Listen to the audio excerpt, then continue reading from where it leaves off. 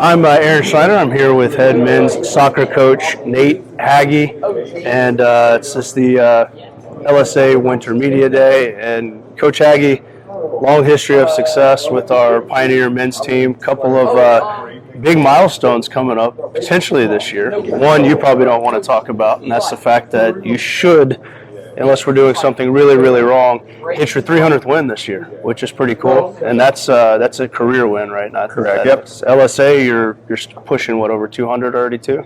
Pretty close. Pretty close. And so, state championship in 2018. Had a couple of district championships since you've been here. You had a state championship in Vegas. Obviously, a long pedigree of success everywhere you've coached. What is it going to take this year for you guys to have a shot to repeat at that level, especially with the loss of when you graduated 12 players from a year ago? You've got 4 returning starters. So let's talk about that first. How as a really good coach, you get a very young and inexperienced team back into the postseason to have a shot at a championship. Yeah, this year we have a ton of turnover, so it's kind of like, it's a little bit exciting at the same time where it's like you kind of have like no expectations, everything's up for grabs, where it gives us a built-in competition level with the guys, saying like every position is, you got to fight for it. So it kind of creates a inherent built-in who wants to play, who wants to take it. So kind of creating a level of competition to say who's going to step up, who's going to take it. Doesn't matter if you're a freshman, senior, whoever's going to produce and compete at that time is who's going to get playing time and make things happen in the game. Absolutely. And one of those returners that you have, we talk about last year, one of the storylines was kind of injuries, trying to stay healthy. James Anthony, one of the big losses going down last year, and lost him for the season. And so you start this season with one of those returning players kind of banged up, and that's one of the other storylines is Brody Smith, 28 goals away from hitting that 100 for his career, which is a big milestone. And I don't even know in soccer is that realistic to have 28, but he's going to start the season on the injured reserve list a little bit, still coming back from a hamstring injury that he's been nursing since the summer in baseball. What does that look like? What does it mean to have a player of his caliber coming back to help springboard your offense? But then what does that do knowing he's on the shelf a little bit and having to work around that the front part of the season? It's kind of a blessing and a curse. Like, it's a blessing to have him back. Getting 28 goals, I'd say, is it's realistic. He's kind of produced more each year. His freshman year, he's between 15 and 20. Last year, he was at 28.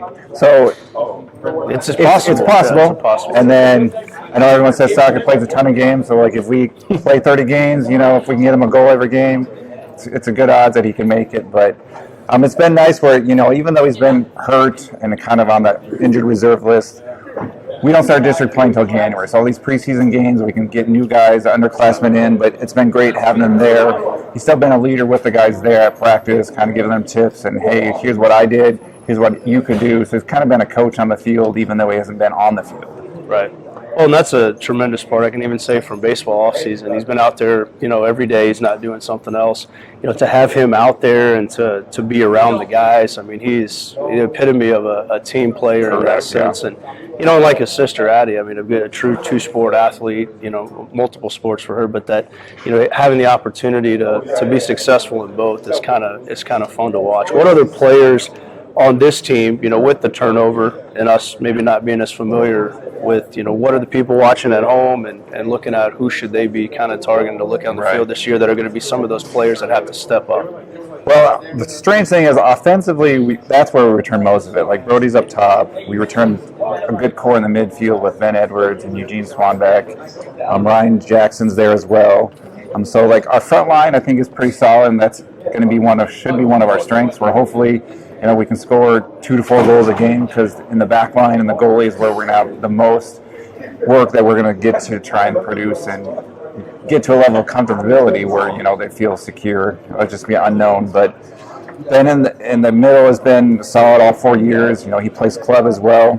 Eugene Swanbeck has grown each year. I think he's like 6'2", 6'3" now. So he's like our biggest, tallest guy. So hopefully that's a point person that we can send air balls and corner kicks to, so he can score off of set plays and make things happen.